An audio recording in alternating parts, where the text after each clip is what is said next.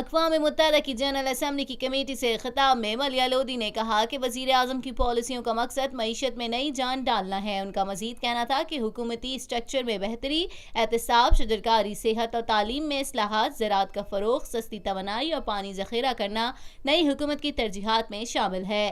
پاکستانی مندوب نے پانی کے وسائل کے حوالے سے اٹھائے گئے حکومتی اقدامات پر بھی روشنی ڈالی اور کہا کہ پاکستان اپنی پانی کی ضروریات اور مسائل سے واقف ہے۔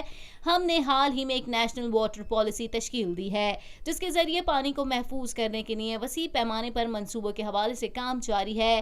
ملیہ لودھی نے کہا کہ قدرتی وسائل کی تلاش اور خود انحصاری حکومتی اقدامات کا بنیادی جز ہے، جبکہ احتساب اور لوٹی ہوئی دولت کی واپسی بھی نئے پاکستانی حکومت کے ایجنڈے میں شامل ہے۔